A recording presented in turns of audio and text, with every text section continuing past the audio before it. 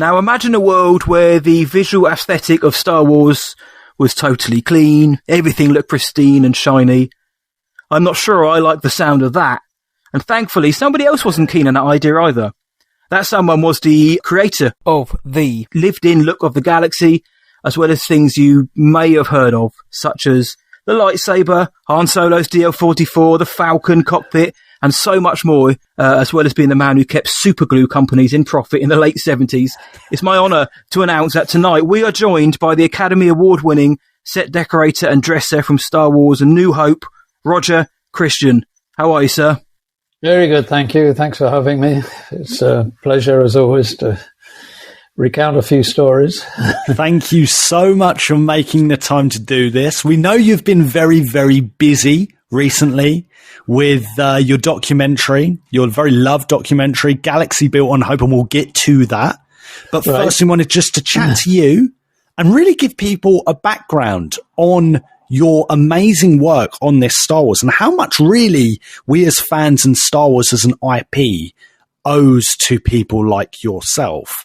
And I know, obviously, you're not living here at the moment, but us Brits, we're a funny bunch. We don't really like talking about ourselves that much, but we're going to do it. We're going to force you to do it this time round, Roger. And I know you've got some amazing stories. Now, obviously, Star Wars fans are from many generations now. Matty Boy and I, we grew up with the 90s and 2000s Star Wars, the prequel trilogy, and that's why we're Star Wars fans today. And now there's a whole new generation of kids and people that maybe have just hopped onto Star Wars because of The Mandalorian, you know? Yes. But really what people might forget is that Star Wars really was a risk back in the 70s with George, with the team, with people like yourself. Can you just give us a background on how it was a risk for you, maybe how you got involved in the project, and just give us a foundation?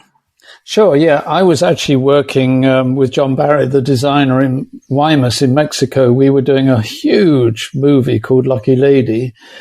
It was running in the 20s and 30s, and we're converting old Mexican sets. So Gene Hackman film. Yes, Gene Hackman, Liza Minnelli, and Burt Stanley Reynolds. Donen, Yeah. So that was written by Gloria and Willard Hike. They wrote American Graffiti, and they did some of the character work for George just as friends. They were all students together. When everybody turned down Star Wars, every Hollywood studio, the only person who backed George was Alan Ladd Jr., who was then head of 20th Century Fox. So going against his own board, he kind of said we could do this. So the board did an analysis that the film, because science fiction was in the toilet, there was no box office anywhere. And this was a kind of children's story. They said it'll make $12 million. Wow. That's what their estimate was. So they divide that by 3. And they said to George, if you can make it for $4 million, we'll do the movie. So Britain at the time was half the cost of America. And Gary Kurtz was saying in America it's $8 million, there's no stages, free, and he'd gone to have a look around all over Europe. But 20th Century Fox there, Peter Beale, and had said to them, we can do it for $4. So Gloria and Willard said, why don't you fly down and meet John and Roger? Because we'd become really cool friends. They were cool people. And see, because they're doing exactly what you're talking about. So I'm dressing an old salt factory. I'm shoveling salt and trying to get it done. A car arrives out, gets 2 students like me. Really, we all felt like that at the time. And George in his plaid shirt and his jeans and his sneakers. And Gary Kurtz with a cowboy hat.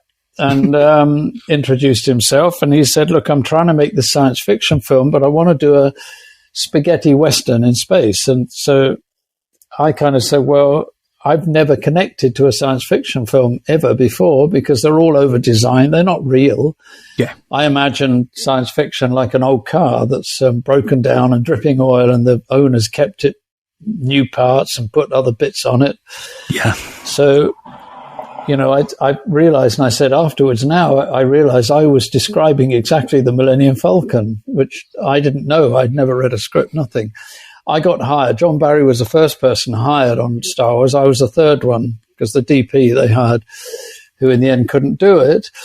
And I was just then told, be in London on August 13th, I believe it was, to start work. Now, Fox hadn't greenlit the film. They weren't willing to finance it. So George was owed money from American Graffiti, and Robert Watts was hired, who's the English production controller then. And to be able to do it, they needed all the sets, all the stages in EMI Studios. So they had to kind of work to pencil that in. So what we did was there were just 5 of us in a tiny little studios in London, and George and Gary were there. When I got there, we were told, well, there's only $4 million and your budget was like 200,000, which was nothing to do this huge epic science fiction film. Oh. I sat down in this little studios and thought, well, what am I going to do? And I broke it down and I realized we need these guns. There were spaceships, there were land speeders. And John Barry, who's absolutely brilliant designer, worked with George all the time. And like, for instance, Obi-Wan had a huge cove complex. Yeah. When the Ralph McQuarrie stuff, that went down to one little cave. That saved a lot of money.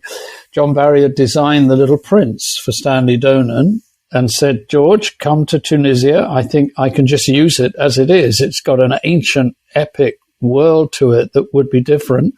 I'm just going to add some domes and a few things. And he took George down to Tunisia. And it was very, very cheap at the time to shoot there. It's near England. So it started to come together. The first thing that John Barry had analysed, all of us, that it was Les Dilley, the art director, and I, was that R2-D2 and C-3PO were the storytellers. They were, yes.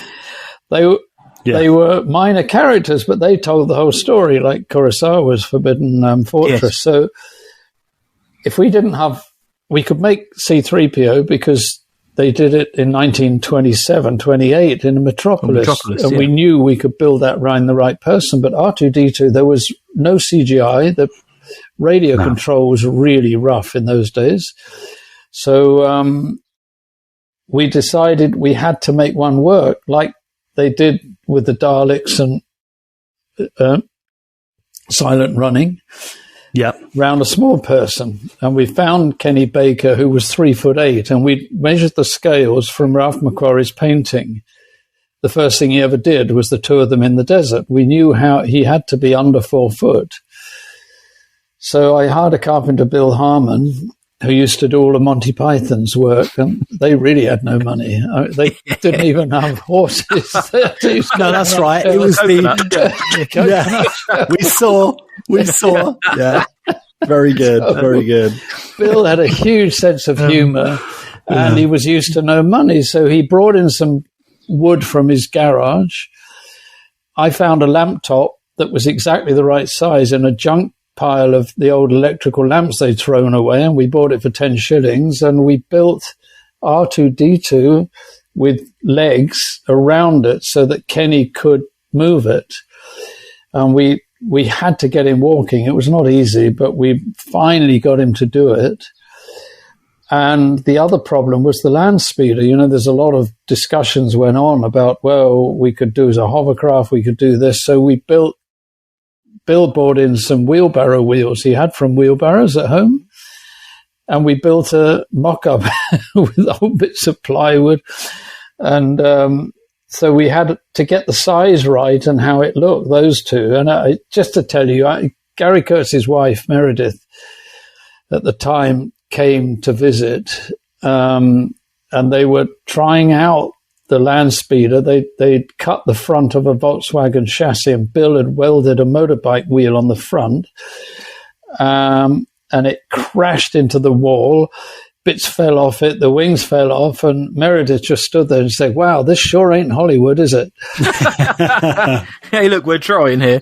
Yeah, that sums it up. But, we just kept going like that. And then I thought of, well, I can't afford all these weapons, and I hated science fiction weapons before that. They went beep and they were plastic. So I wanted to make them round real guns. So knowing Baptist, the hire house, they gave me a Sterling submachine gun, and I got some T-strip, stuck it on the barrel. Yeah. I found these boxes of sights in the gun hire place that were used in Ireland. I thought they're cool, and I sucked those on. And then I thought, well, Han Solo, he's constantly talking about him being a Western hero. So I found this Mauser that to me looked like a Western gunslinger's gun if he was slightly more science fiction. So again, I stuck bits on it, stuck some sights on it, and called George and said, John Barry, you better bring him over here, because if I'm not on the right track, then I'll get fired. And if I'm on the right track, great. And George loved them, and they could fire. They still worked. You could fire single bullets. You got dummies. You got smoke and fire out of the barrel. They were great, and because a lot of it was you liked the look at the weight, right? You wanted the weight because that was important, because you would see it in other things that didn't quite, like if the actor doesn't really believe that there's a heavy weapon on them, you can tell, and they're pretending that it's heavy, and once again they're adding to their workload unnecessarily, really, right? It was. I art directed a Final Program, which was a science fiction film done in England. It's a crazy film, and he had a needle gun, which was too light. I always thought it was too light, but that was the only thing we could do in those days. So George loved them. He stayed with me, got his fingers covered in super glue, and we made Princess Leia's gun. They're stuck round. It's a target pistol that had an interesting long barrel. So we made hers. And I knew then I was on the right track for everything. So I finally dared to go to John Barry and George and said, listen, I've been driving around pondering how in the hell... Because you have to understand, Fox greenlit the film on December the 22nd. We moved to EMI when the cruise came on January the 6th. We were shooting at the end of March. That's a quick turnaround. Now, for a science fiction film, it was just insane. And I knew... was there any part of you that were felt kind of daunted or intimidated, given the quick turnaround plus the very small budget that you had to work with? No, I think to me it was like, I'm finally doing something I've been dreaming about since I was a kid, and it was like I was a kid in a toy shop with no money, but I had to make it work. And John Barry was like that. He was such a support to George, and he was just finding ways to do it. And I knew there were aeroplane junkyards around, and I knew it was very lightweight, so it didn't cost anything. It was all sold by weight then. And I used to drive around London thinking, how can I persuade them I could do this? And one day I thought, well, I've got nothing to lose. I went in and said, listen, I've got an idea. I could make all the dressing of the sets, everything, loads of props to take to Tunisia out of airplane junk. And quite honestly, because George had made THX, and John Barry trusted me because of what we were doing in Mexico and stuff, they both said, yeah, let's do it. Then I was stuck because then I had to do it. And you had to actually go ahead and do it as well. I didn't know that it would work, but as soon as we got to EMI, they put me on a little plane, and I went around 4 airfields and there were mountains. I can't tell you, I was buying Rolls-Royce jet engines for £50. I mean, wow. I got enough, I thought, to dress the sets, and then I thought, this piping, I bought PVC drain pipes, and I could get it in from like 1/4 of an inch up to about 3 foot sewer pipe. So I bought a ton of that. That was cheap. I think I tell it in the documentary. Frank Bruton was the prop master, and Frank did David Lean's movies and Stanley Kubrick's. He was a giant, and he was the one kind, really good person for me on the whole movie. And he said, "What do you want, boy?" He called me boy. I mean, we were so young. "What do you want, boy?" And I said, "Look, get rid of all the shelves in here, all the stuff where curtains hang, everything. Just give me an empty space with some metal shelving around it." So he said, "All right, boy." The day the low loader backed in with literally mountains of junk, and there were jet engines strapped on in ropes and everything, I was just standing there. He was standing next to me. He didn't look at me. He just said, "You know, you're mad, boy." But well, genius comes to madness, they say.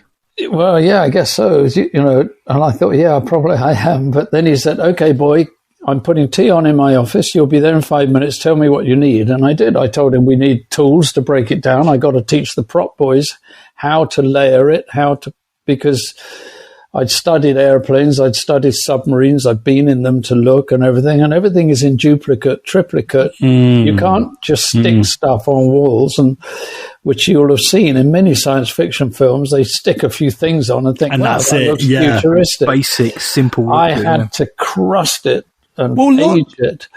So many people doubted Star Wars, right? Even people that worked on it. I think it's documented that particularly a lot of the British workers were like, "What is this guy on? What is this guy on?" But it sounds to me, from what I've read and from the research I've done, and particularly with what you said earlier, Roger, and you say this in the documentary about your vision of science fiction being like a spaceship in a garage dripping oil, you know, and the owner, he kind of has to keep it going. It's dented and it's old. It sounds to me like you got it. You got the vision. And so although there's these people that say, "Oh yeah, it's mad, blah, blah, blah, blah, blah," was that annoying? Because this took a few years to make. Like, how frustrating was it? Or was it that, no, you just had this vision and you had to do it? What was that like? Well, you know, the 4 months, John Barry and I and Les Dilly had become big friends with George. So it went a long way, and we're making his vision.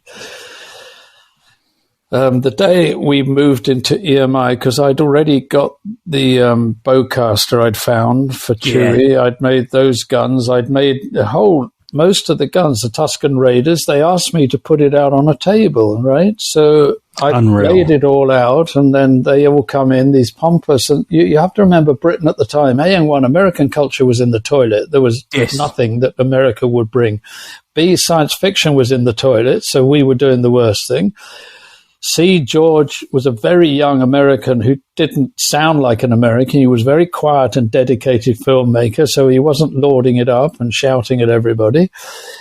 And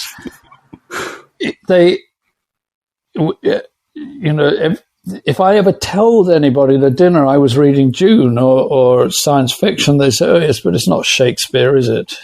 It's fluff." Right. That attitude pervaded everything. So when I laid my guns out, in comes the first assistant, the head of the props, all these other people looked at it. The first AD grabbed my stormtrooper's blaster, threw it at me across the table and said, "This is crap. Sorry, we're doing a film for a big American science fiction director," and walked off to get me fired. So I just thought, fine, you know, this is how it's going to be. And in fact, John Barry and I, Les Dilly and Norman Reynolds, we stuck by George. I didn't care. And the DP was one of the rudest people I've ever encountered. Really? And to George. Really? Awful. The first day on shoot, George was looking to line up, and he walked across and said, "What are you doing?" And he said, "I'm looking at the shots." He said, "I do that. You handle the actors. I set up all the shots." From then on, Gary Kurtz acted as a mediator between for the entire shoot. Really? Yeah. So a lot Unreal. worse, but stuff, you know, I didn't want to go into it because I didn't want to get too negative. But when I went up, Rick McCullen took over, and I happened to be mixing one of my movies up in San Francisco. He said, "Come up because I need to sort something out on a credit with you. And anyway, George wants to see you." So I go in. he introduced me into George's room, and George looked and he said, "You know, Rick, only 5 people stood by my side on Star Wars, and Roger was one of them." And he since said that if you watch his talk with Christopher Nolan on filmmaking, he says it 3 times in there. That's fairly unusual for George to say that. As you know, he doesn't say it much anywhere. That's amazing. But it's true, and I just got my head down. You know, I think probably I was stubborn from when I was young, and I grew up that way. And I went, you know, my first job was on Oliver as a tea boy making tea. John Box was one of the best designers I've ever worked for, and a very unegotistical, fantastic. I mean, this man did Lawrence of Arabia as Dr. Zhivago, you know, and I was doing Oliver. The rest of the crew were in suits and jackets and short hair and saying, "Get your hair cut, boy. Get a suit. Come on, shape up." You got your shirt unbuttoned down to your stomach. Well, that was the picture you saw. Yeah. You know why? Because it was the hottest summer on record when we got back to EMI. And, of course, being Britain, there was no air conditioning then. Of course. I was sweltering hot. So screw this. It just happened. That was the one photograph. But it's that and for the babes. Yeah. But it's, no, I know it's, I used to live with Star Wars. It was a year, 7 days a week. I call it 8 days a week. And I would go down the road going home at night, and there were 3 takeaways. Spud you like, you get a potato with cream with cheese in it, an Indian or a Chinese, and I would grab it on the way home every night at like 9 o'clock, 10 o'clock. We had no time to do anything. And so I just decided this is what I've always wanted to do, and George and I were friends, and we got stuck in and just did it. We didn't listen to anybody else. It's the best way to be, I think. And you said that you know that you were one of maybe 5 people who stood by George throughout the process of making that first film. You're also one of the first few people to read that script. Yes. So you said, of course, so as Luke and yourself have mentioned, you got it, you got the vision. But when you read the script, you know, what was going through your head then? What did you make of that script for that first film? Well, knowing science fiction, and I thought, wow, this is really genius. And then, of course, the lightsaber came up, and I thought, wow, this is King Arthur. You know, this is the science fiction version of it. That's why I took so much care in finding something, because I knew if anything became an icon, if this film worked, it would be that lightsaber. And I loved it, but I'd grown up with King Arthur, and I'd studied mythology a lot, deeply, and I knew the mythology that George had put into this, you know, the old Obi-Wan Kenobi, the knight, the young hero, the kind of rebel with a heart of gold, which is Han, and then Princess Leia. So I knew that this had all the elements. So I really loved it. I just was puzzling for 10 days. How am I going to do it? How am I going to get this done with this small amount of money? And that took over. Yeah, that took over my whole kind of thinking. What am I going to do? How can I make this work? And the guns, you know, I love doing the weapons, and knowing Bapti as I did, because I'd rented a lot of weapons during early years, they just set me up in the gun hire facility with a table, and I was able to just go in and use super glue. As you said, I kept Super Glue Company going. I think I had so much. And I would collect junk. I got my buy anything. We found a telephone exchange in London, in St. John's Wood, that was closing down. We bought the whole lot for a few $100s. Everything in there, pipes, switches. We'd buy anything we could, junk, old cameras, calculators, anything. And anything I saw, like a magpie, I think that's an interesting shape. I didn't know what it would be for, but I just collected. I got so much I had to move to another room. And the costume designer was always in there plundering bits for his costumes. He would take them, stick them on, particularly on the Jawas and C-3PO, not C-3PO, on Chewbacca, because he put stuff on him. They were all like junk pieces that I was collecting. Yeah. Unreal.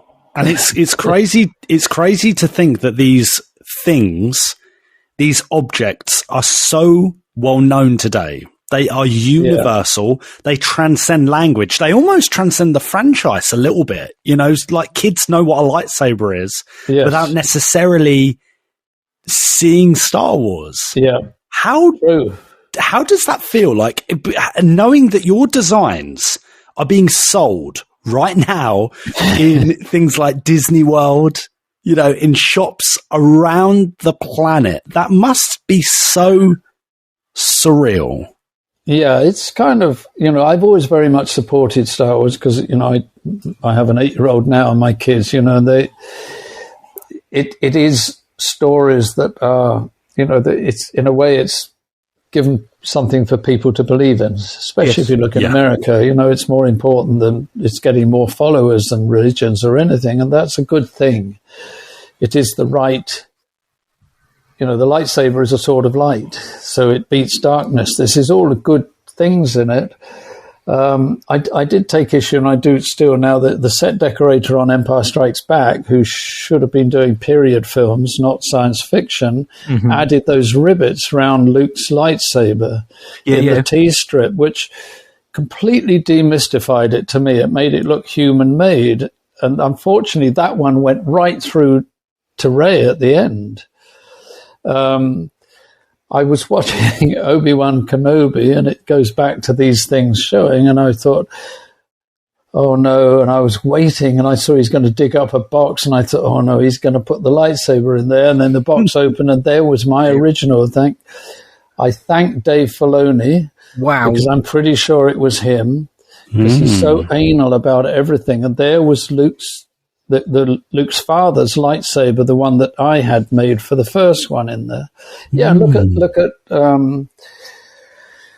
Boba Fett. What does he do when he comes back? He's got my club I borrowed from Baptist and put an old piece of mace in the end of it to make it different. There we go. That's his weapon, and the skeleton.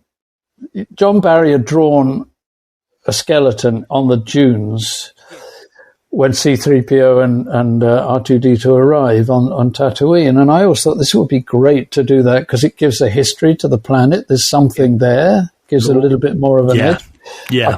I couldn't obviously afford one or make one, nothing. And then Frank Bruton, the same prop master, one day said, here's a torch, go up in the attic there. I'm throwing everything out. I need the space now. Go and see if there's anything you want. And up with the torch, and there was a full-size dinosaur skeleton in fiberglass. How's your luck? I went, whoa, we got it down, put it in the parking lot. I showed George. He went, oh, I shipped it to Tunisia and we put it in the dunes. And but that stayed there. You know, Robert Watts said, we can't afford to take it home, Roger. Sorry, we've got no budget left. So leave it there. And then David West Reynolds, who's in the documentary, went and found it. Yes. And Rick McCallum had a lot of it shipped back to the ranch. But then that became the Crate Dragon. And, and then the first set we ever did was the Millennium Falcon cockpit. That was the first one. And I was really nervous because I was throwing in scrap. And Harry Lang, bless him, did 2001. And he did it beautifully like 2001. And I kept going in and said, Harry, I'm going to mess this up. I'm sorry, but it's too clean, it's too nice. Millennium Falcon. He kind of looked at me. And then he started to understand. And then when he'd done it, then I started to do stuff with it. His son was 15. He was working with him. And Harry actually went out with his son with a wheelbarrow. And they were picking out bits of old aeroplane junk around the fields in London with a wheelbarrow and taking it back. And I showed George that set because we'd finished dressing it. And I could see his relief. There it was. There's the Millennium Falcon, and we could only afford 2 angles, straight on and straight out because of hyperspace. But it was then I said, George, I think we should personalize it. And, Han was a gambler, and I thought the dice were in his car on American Graffiti, but they were in Ron Howard's car. I said, why? I think we should have a pair of dice hanging in here. And they were very good luck for American Graffiti. And George said, well, that's a good idea. I got 6 pairs, big fluffy ones like they had down to the chrome ones. And then he chose the chrome ones, which I'd chosen. And they weren't gold, were they? No, the silver. Yeah. after 3 shots, I still think it was the DP took them out, and they never went back. So they're in 1 or 2 shots in A New Hope only. And then JJ, who was very detail-oriented, put them in the cockpit in Phantom Menace. But the scene he put them in got cut out. The Force Awakens. Again. But they came back as a huge emotional moment for Luke to give to Leia, to remind her of him. And by then, I think the lighting, whoever put them back in JJ's thought they were gold. They weren't, they were silver. But they also changed the numbers from classic numbers to kind of Star Wars numbers. The Arabic. Well, Gilbert Taylor, who was the DP, managed to annoy George Lucas, and he also managed to take away the dice, which became legendary. And exactly. Just hearing you talk about, the lightsaber, the gaffy stick which Boba Fett brought back, the Falcon, these things are revered, as you've just said. People like JJ and his meticulous eye. These things have become revered in pop culture around the world. Just on the lightsaber, because I didn't realise that in Obi-Wan Kenobi it was the original. For those who haven't heard, how did you create the lightsaber? Because originally it was just, we need a laser sword. What does it look like? Yes. Well, that's up to you. And secondly, have you still got that laser sword? I've got the Graphics handles, and there's one that was made. Yeah, some bits have been changed, but I have. It's somewhere here. I don't know if I can get it. Do you play with it? My son wants to play with it. I bring it out to people. Some people are in tears when they see it. They're literally crying. Don't show us. Wow. We'll be in tears, it's that kind of iconic. But what I did with the documentary, when I had to make Luke's binoculars. Yeah, the macro binoculars, yeah. So I found some camera parts that I thought, these look quite interesting. And they were the only thing I ever drew up. I did some drawings, and I thought, how can I make these look like binoculars? And then I couldn't afford to make it. I didn't have the time or anything. So I found camera parts, super glued them together, sticking them. And then I thought, you know what?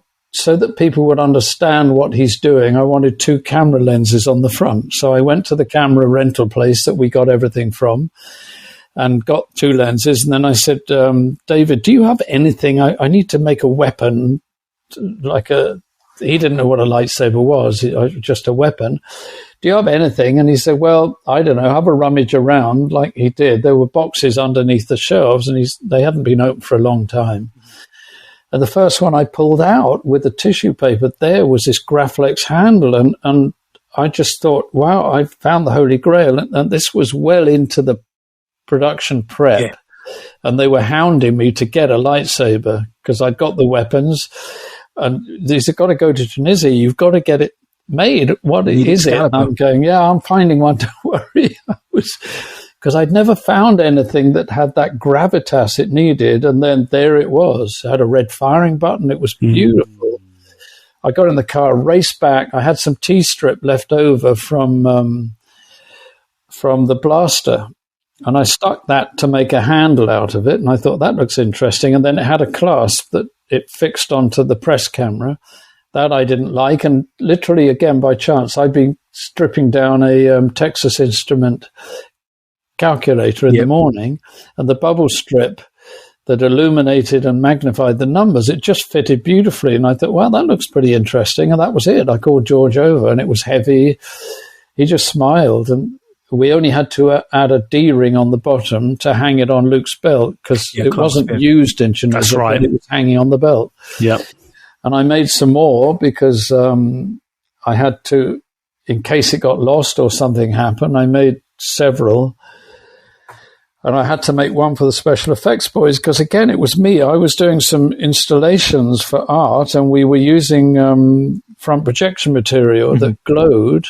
Yeah. And I said, maybe if we stuck a rod in it, we might get a glow out of it. And so I made a handle for the special effects guys they drilled it out and put a motor in it, and in fact, it got a glow. Gil Taylor again immediately rejected it, said, "No, that won't work."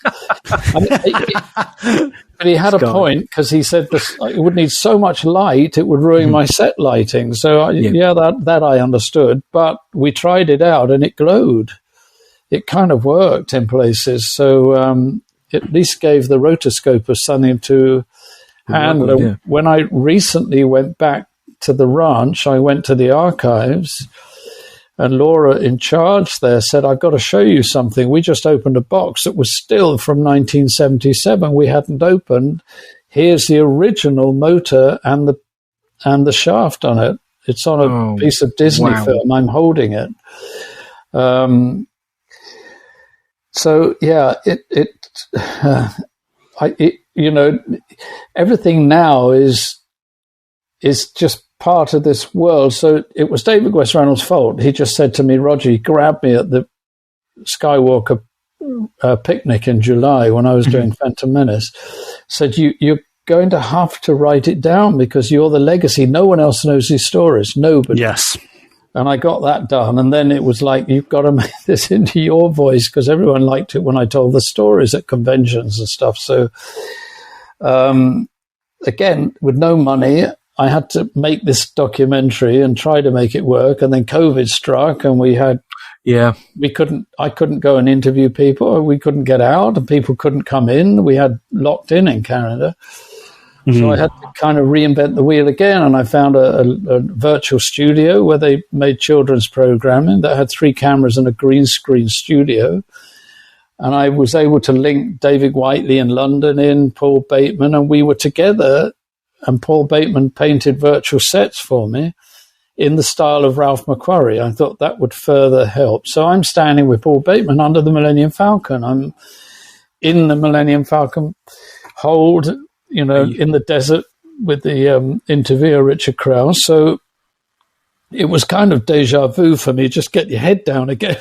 Don't give in and try to find a way to do this without much money. And my editor and I spent a year in a post-edit, very closed-off facility. There were only about 5 of us there, but they gave me an edit room, and the 2 of us worked there figuring out how to do it. Guillermo, who's a dear friend, wanted to really be part of this. So I, like with him, I said, "How are we going to do it, Guillermo?" He said, "I'll tell you what, I'm on the way to Nightmare Alley set. That's Guillermo del Toro, yep. Yeah. I'll meet you outside the Netflix stage. There would just be me alone, no assistants. I came alone, and I had one cameraman who had a sound, and Guillermo held the boom mic for me, and I held it for him. We did it together. And I wanted him because he's very erudite. He saw the film when he was a young kid. He just went round the block 4 times, just kept going back thinking, wow, how could anyone make a film like this? I don't understand. And it inspired him to be a filmmaker. I would have liked James Cameron, who said publicly in interviews, when I saw Star Wars, I decided that was it. I had to be a director. Christopher Nolan, I met him, and he said, "I can tell you it was an 11 o'clock performance, exactly the city in America. I remember seeing it, and that was it. I had to go and make films." So, these are the legacies. So, as David said, he searched the archives when he was the head there at literature and everything. And if you look at the making of documentaries, the officials, my name or John Mayer's not even mentioned, let alone what we did. And because George was so busy getting his movie made, I would get everything and show it to him, and he'd go, "Yeah, that's great. That was it." He didn't know what on earth we were going through to pull this stuff up. So they persuaded me as a legacy that I had to do this. So I think too right. And there's nothing. I think that's a fantastic thing, and it's archives, isn't it? Yes. It's archives, it's documenting, it's history.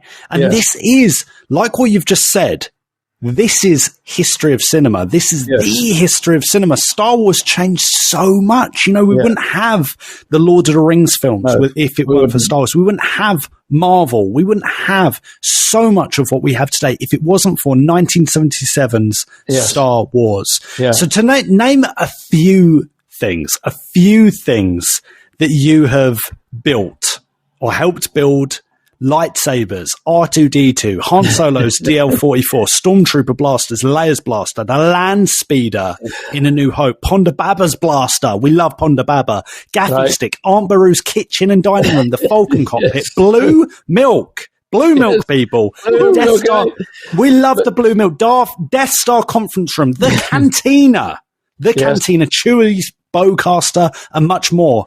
Do you have a favourite from that, Roger? What's your favourite thing that you helped create? I have been asked about that. The lightsaber does stand out. I just love it. It's such a beautiful object. And I don't play with it, but I hold it and I look at it. And are you looking at it right now, Roger? It's in the cupboard, but I can get it for you before we finish. Blue milk was a nightmare. It sounds so easy. Oh, yeah, I thought, I get blueberries, mix it with some milk, it'll be fine. It didn't work. It drove me nuts trying to get this to stick.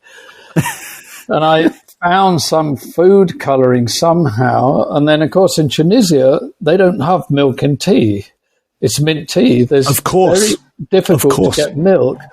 I gave it to the prop boys because in Luke's homestead, I had to race to Jerba to get the exterior of the cantina ready, and I left it with them to do. And Mark was a very good bit of acting because he swallowed it, but afterwards he said it tasted horrible. Either they use long life milk, or I suspect they probably use camel milk. Oh, lovely. Good for you. So the blue milk was fun. There's one of the things in the documentary, everyone's going, I didn't know that. We used to meet at 7:30 in my office in EMI Studios because I had a kettle, some tea bags, some milk. That's all you need. And boxes of McVitie's chocolate biscuits. Oh. Which the entire industry runs on. So they would all meet at 7:30, biscuits and tea, right? And that was the only time often we would speak because we were so hammered to get done our days. And one day I said, because Norman Reynolds was doing C-3PO, and I said, I have a real pet dislike of these eyes in robots when there's somebody behind there and everything. And I said, I had a thought. I was watching something on TV where they do the one-way mirror for when a witness is trying to choose one of the criminals. And I said, why don't we do that with a little piece of glass or something in the eye? And he said, that's a good idea. You do the eyes. And I had so much work, I couldn't get through my day. And I thought, why did I open my mouth?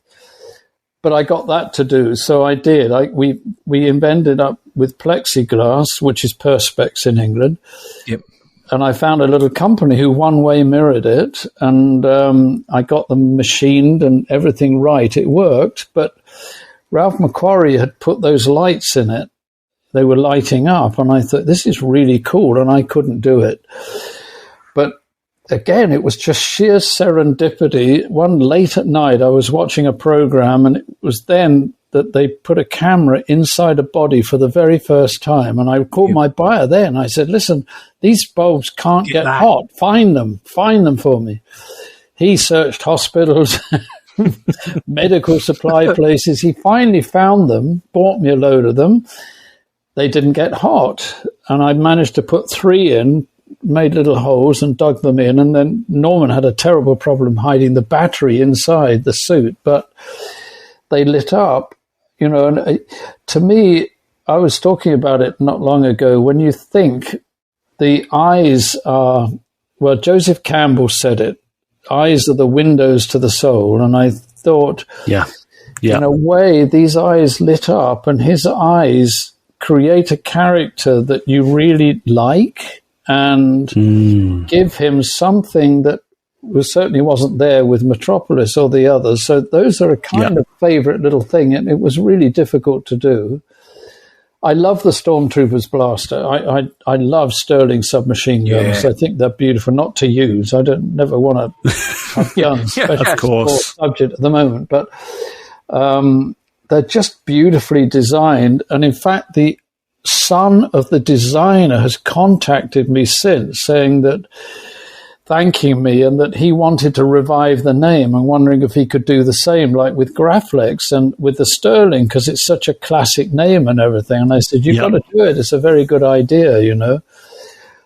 But the lightsaber does stand out. That and the little tiny, because it was such a funny moment, is the little comlink.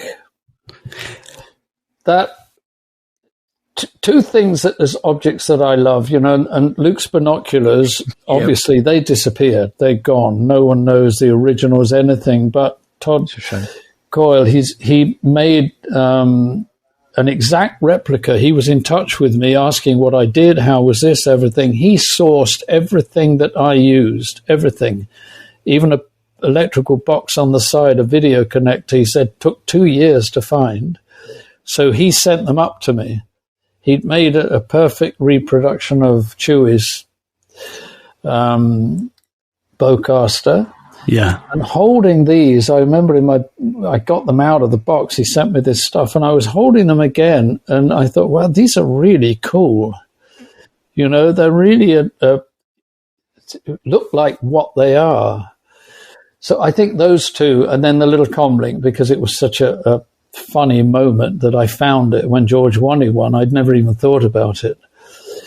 The best thing I'm hearing about the creation of A New Hope and the props and the sets was, it sounds like for a lot of the time you were just running around the south of England or the United Kingdom picking up as much stuff as you can, but really having to get creative with it. And looking at a film which grossed, $550 million on its opening run on that budget, I mean, that's one hell of an achievement. But again, with George's trust, he then asked you to come back for Return of the Jedi and The Phantom Menace as the second unit director. What did George have you do on those films, and how different was it working on those films compared to, obviously, the much lower budget of A New Hope? Quite interesting. I mean, I was waiting for my feature, The Sender, to trigger, and when they called me, and George had, with Black Angel, the first short film that I wrote that I couldn't afford to make again, he guaranteed its release when he read it to go out with Empire Strikes Back. So the British government gave me £25,000. And then I made another short film with Paramount, again with the ED money from the British government, and that won an Academy Award as Best Dramatic Short. So I was kind of on my way. I was waiting for Paramount to green light The Sender when I got a call from George saying, what are you doing? And I said, I'm just waiting. We're prepped. We're ready to go. And he said, could you come and take over? Because he was doing second unit on Jedi, and he wanted to spend more time with Richard Marquand because, you know, he felt he'd stepped back too far on Empire. So I turned up, and Robert Watson, George said, come with us. George has got to go. We're so far behind the schedule, and we have to get out of this set. There was a massive battleship scene whereby a piece of a engine blew off and crashed through not the cockpit, but the windows on the side, crashed in. There were 2 layers. There were all these stuntmen already prepared, rehearsed. They said, take it over. Yeah, they did, literally. There's 6 cameras, just take it over. We got to go. So I got, I was doing all of that. I got Harrison Ford when he's comes out of carbon, freezing. They couldn't schedule him in, so I got to shoot that, which was great for me, obviously. And then I got stuck on Ewoks. How was that? George said, can you do the party scenes at the end? And I had Jim Henson. We had babies in nests dancing. I was bossing Warwick Davis around doing somersaults and doing... Were you leading the dance moves, Roger? Yeah, that was me. I had 10 days of Ewoks. And George was loving it. I think he was thinking about the Ewok film to come, and I kept saying, George, can I just do some second unit, even if I'm doing switches going on and off? Please, get me off these Ewoks. No, do this now, do that. So I had 10 days of Ewoks. 10 days in and you could speak Ewokese. Yeah, exactly. Still recovering. Yeah. They're funny little things. So, it was... They are. And we grew up with that stuff. Yes, we grew up with that stuff. And to us, because I know that wasn't everyone's cup of tea when it came out. No, but they're great. But for us, when we watched it when we were kids, because we weren't even around when Jedi came out. Yes. That as a kid, I don't think about it. I don't think, this is a bit stupid. Like you don't think like that. You just love it. You buy into it because everything makes sense. I do want to ask about a very special character, someone who's very close to my heart, Roger. Can you please tell us about the magnificent Watto of the Phantom Menace?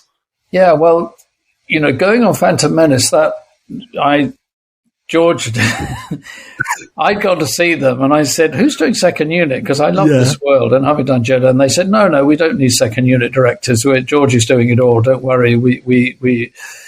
We only have a few scenes and Ben Burt's going to do them. And I said, just put my name down. I thought, you're in denial. And George doesn't like shooting very much. Right. For him, it's a pain being away from the kids and the ranch.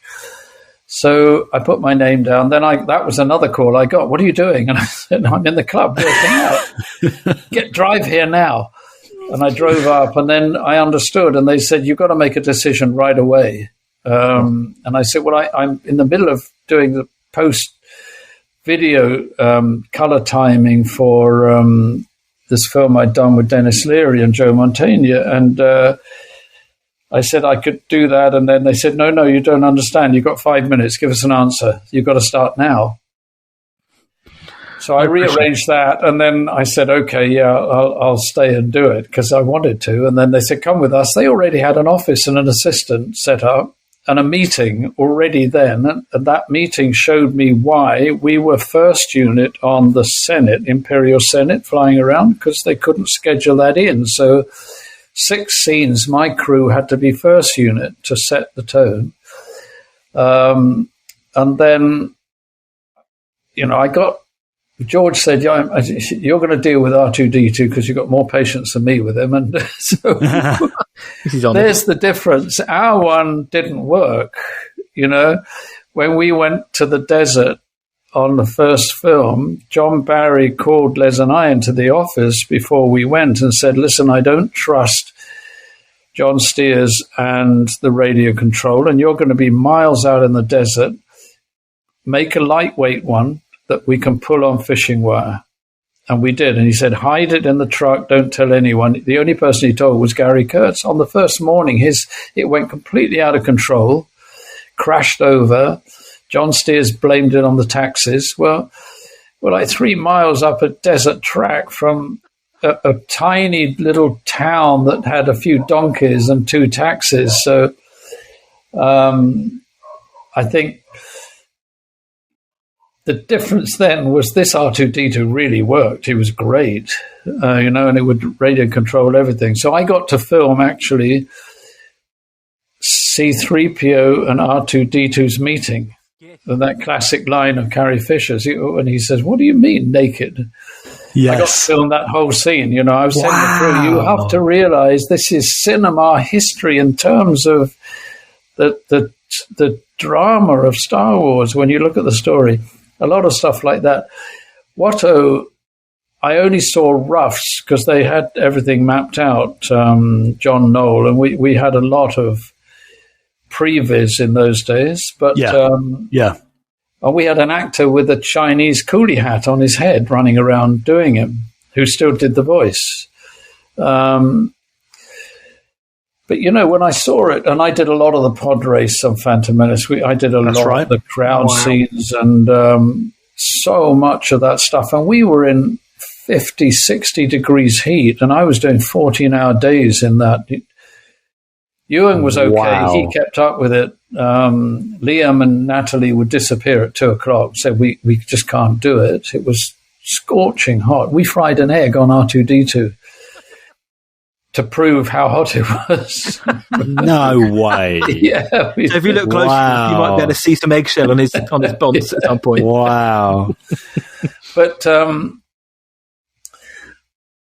and that film, I did most of Jar Jar Binks' work because he was what he was and getting into trouble and doing all of that. I filmed all of that.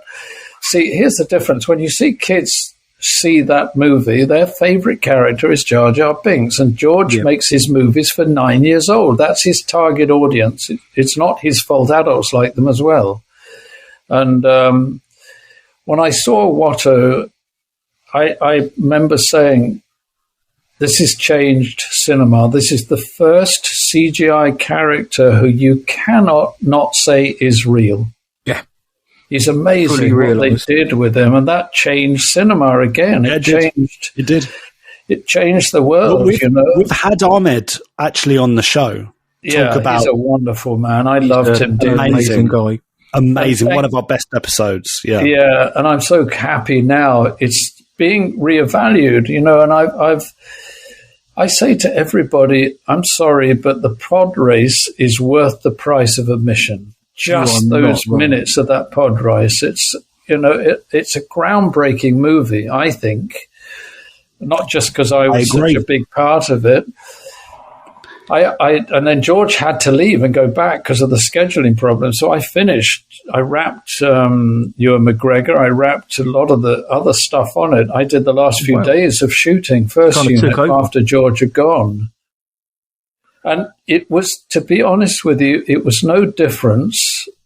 The budget was $110 million, which was George's own money. He didn't take it from anybody else, mortgaged the house and everything. Rick McCallum told me when we were talking, he'd sent the script into the Hollywood studios and said, could you budget? And it came out at $400 million. So it was still made the same way. There was only George. There were no huge studio execs telling him what to do. You can't do that. There were kids on the set. I can't remember an argument in those 12 weeks of shooting when it was really intense. So nothing much had changed, to be honest with you. There was just George didn't have to worry about people being rude to him or condemning him or saying this was a pile of rubbish. They were then in awe of him, quite honestly. And that made it much better experience for him to make it. Well, you've worked on 3 films which could be considered, groundbreaking or classics in cinema. Obviously, A New Hope for everything it gave cinema. Return of the Jedi at the time was the end of the classic trilogy. And as you just mentioned, The Phantom Menace for all of its breakthroughs and technological wonderments. And on working on those films, obviously looking back, what was your kind of one overriding kind of favourite moment, if there was one thing? Is there one kind of time that sticks out when you thought, that encapsulates it all? Walking on the set with the Millennium Falcon, and John Barry had to build it full size, but we can only do half of it.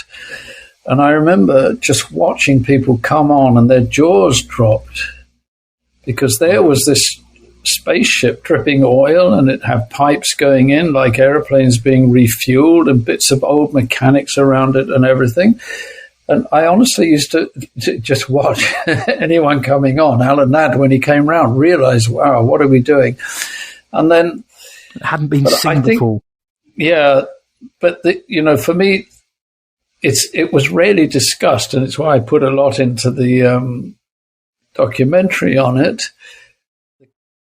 John Barry was coming home and he hadn't found the exterior of the cantina in Mos Eisley. And as he was driving to the airport over the bridge, he saw in Jerba these domed buildings. So he turned around, raced down, and there was the perfect square where we could build it. But he took all these photographs and there was an olive tree that would have been on the angle of them walking into the cantina, and it spoilt it. So he drew a full-size Boeing 747 crash spaceship, which they put up a skeleton, and it was down to me to make it look real, this thing. And we'd persuaded John to buy a vac forming machine, which was prototype, never been done before then, to stamp out panels, which basically made Star Wars possible to be made. They stamped out 3PO's costume from it, and he was able to build all the Death Star just on wooden frames and staple these panels up, and they would just spray it in. So I grabbed a load of these vac form panels, which were very light, threw them on the truck going down to Tunisia. And I got up myself on ladders and I stuck them on, and I got blowtorches and made it look like old distressed metal and put bits of engines and everything up like that. And I've always marveled at this thing that no one's ever commented. It's just a crashed spaceship, and Obi-Wan and Luke it walks past it with the droids going into the cantina. And that, again, look at every Star Wars movie since. It's crashed spaceships in them. It's set a kind of thing for it. And, that cantina was just such a joy. And I thought, you know what? He wants a spaghetti Western. I'm going to make a spaghetti Western. You're going to do it. Post. Yeah. And I got all the vehicles up that were used in Tozur. I got everything on the truck. I got the animals up. I got anything I could find. Unused speeders, anything, and just kind of dressed it. And it's a kind of walked past scene, it's not really focused on, it's just them going in the door. But I love that set. I think there was something about it. And of course the interior is just, it's a genius of Ralph McQuarrie doing. Gorgeous. Yeah. Gorgeous. And they used, the draftsman who thought I was nuts bringing all this scrap and stuff in, by the time they started to go on, and then John Barry just said, go down and get bits. And they went and got my drain piping, and they got bits of my Rolls-Royce engines, and they had them plated chrome, and that's the whole bar is my airplane scrap and PVC piping. And you don't think that when you don't look at that scene and think, oh yeah, that's just bits of airplane. No, you don't at all. No. At all. No, it's just what it is. So no. So that, but it's its own vernacular, its own taste, its own flavour. Yeah, and it's crazy that we're still seeing it today. Yes, I know. Today, and that is, Roger, because it's timeless. It is timeless. So thank you. Thank you. So it's in The Mandalorian, obviously, the cantina's there. I mean, it's different, but it's all there. And in fact, I noticed some of the sets were the Ralph design that didn't work, that John Barry had to redesign because you couldn't see the robots being stopped from coming in from the bar where the action was. So John redesigned Ralph McQuarrie's one, but that original design is actually in The Mandalorian. I recognized it. It was taken by Ralph from Casablanca, from Harry's bar, same arches. So you said earlier there's a few secrets in your documentary that's out at the moment. Galaxy Built on Hope. Right. Now, can you share just one tidbit that a lot of our listeners from around the world won't necessarily know? Something juicy that will tease them for Galaxy Built on Hope. Is there anything you can give us? Well, there's things in the interview with David French where I discovered the lightsaber. That's obviously a big one, and I got him interviewed for it. He'd never been seen before. No one's ever known about this man. Wow. There's a very good interview with Bill Harmon, who's the carpenter, and he's got the box still, whereby, as he says, out of this little box, all of the Star Wars prototypes for the landspeeders, the R2-D2, all came out of this little box. He still got it, the same carpentry instruments, because we couldn't afford anything. There was no studio, nothing. He had to bring stuff in from the garage. Wow. There's the story of how I found the comlink, which I think is really fun. And it's just a silly story, but it's really, it shows what we were doing. And then I also, I couldn't show clips of the film because they don't relate. When you look at it, of course, yeah. like if you look at the film, Obi-Wan, you don't even see the lightsaber in the box. He just picks something out. He gives it to Luke. You don't see it. He pushes a button and it fires up. that wouldn't have illustrated what I went through. So I designed animation sequences that would show that better.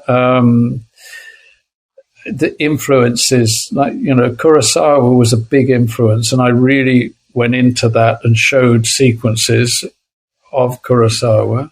I got the rights to show Metropolis and how she walked, the gold robot.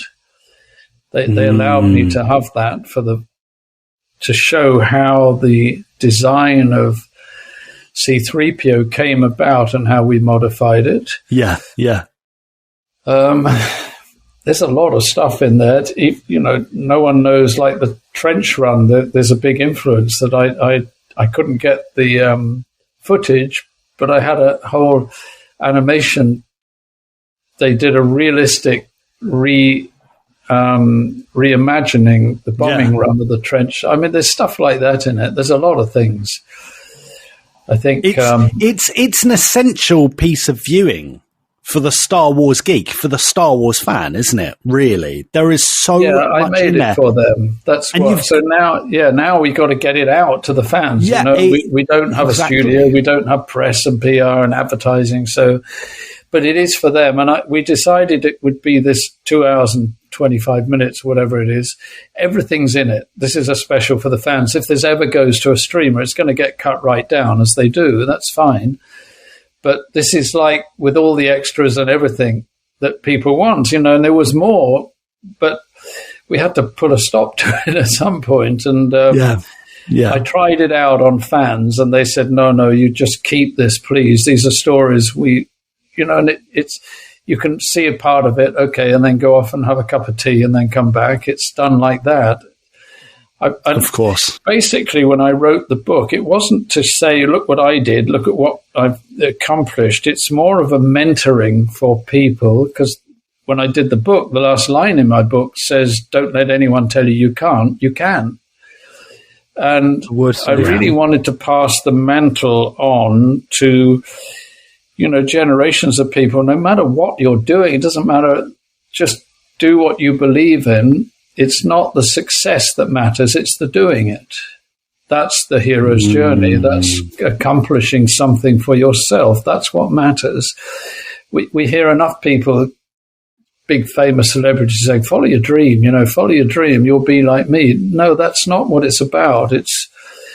We won't be like Brad Pitt or even George Lucas, but you can follow your path, and a lot of people, Phil Tippett, these geniuses, the model builders, they just relish in what they did because they did it, and they did it to the best of their ability. And that's really what I wanted to impart to people, to, as he says, Joseph Campbell, follow your bliss. And I wanted to give back to George, quite honestly, because he's had a lot of criticism over stuff and everything, but this man wrote this story and he wrote this legend, and you can do all the NFTs and special effects and massive you want, but unless you have a story to on, and he's created such a kind of an amazing thing for all of us.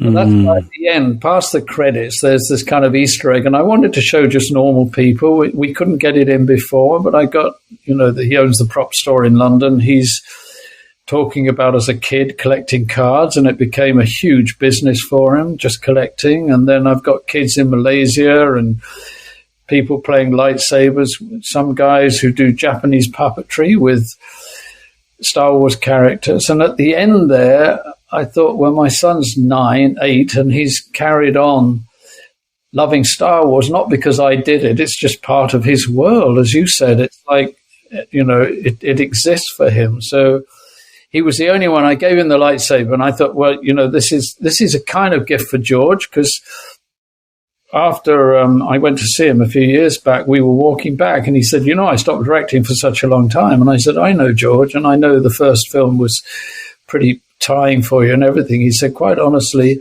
my family is more important to me than all of this. Yeah. That's what it's about. That's what it's about. So I thought, I'll put Arju, my son, in now, and I gave him the lightsaber, and he's the only one in the whole thing who says, "May the Force be with you." So it was like a gift for George of showing, we're handing on the mantle to the young. Of course. Well, you made this documentary for the fans. You followed your path, and alongside John Barry, Norman Reynolds, Leslie Dilley, it led you to the Academy Award for Best Art Direction, Set Direction, which must be like, for all the creativity under pressure you showed. What an accolade to receive. And I guess we're talking about Galaxy Built on Hope. We've seen it. We loved it. Thank you for sharing.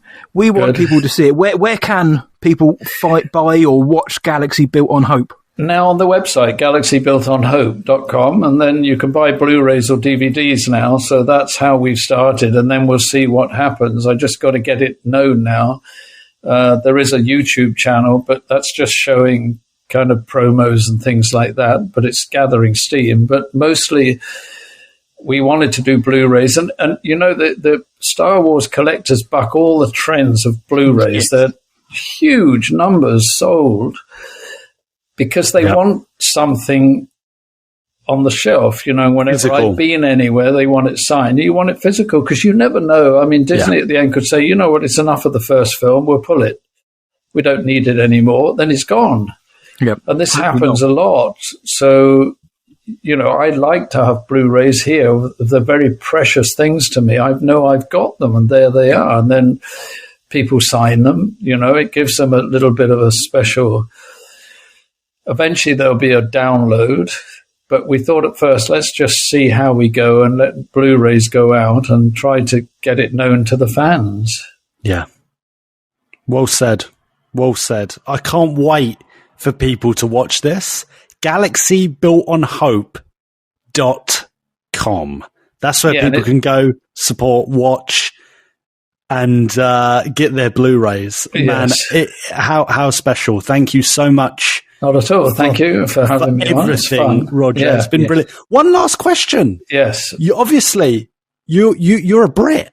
You're over in Canada at the moment, but you're a Brit. It is Star Wars Celebration in London next year. It's coming home, Roger. Yeah. Will you be coming home? I'm going to try to do everything I can to be there. I have to be there, and I'll take a stack of Blu-rays with me or something. And when you're there, we'll buy you a pint. Okay. No, I can't drink. I'm allergic to all alcohol. Can you imagine? Oh, we'll buy you a coffee. Listen, my eldest son, he was at Edinburgh University. When he got to 17, I went down to my father's house in Devon. We went to one of these beautiful old pubs, and I said, "Come on, then I'll buy you a pint." It was his first pint. Oh. And I had a pot of tea, and he was looking at me and saying, "God, it's just my luck. My first pint with my dad, and you're drinking tea." You just said, "Look, I'm the guy who created the lightsaber. I'm allowed a cup of tea. I went through the ringer to make this to get go." So there you go. That's what it'll be, a pot of tea. That sounds like a plan, Roger. That sounds like your plan. We'll see you when you're back in London. Thank you so much. We'll be plugging this on socials and we'll be spreading the word. So you're great. Thank you for spending some of your time with us. We're so grateful. Thank you for everything. So honoured. And once again, like Matty Boy said, thank you for everything you've done for our mythology, our Star Wars, our childhood. Thank you. No, it's very important. Very, very important to me, all of that. So I'm glad. I'm happy. When I hear the feedback, that's what makes me happy. People have connected to the mythology of it. Yeah. Roger, may the Force be with you. May the Force be with you. Always. Always. Cheers.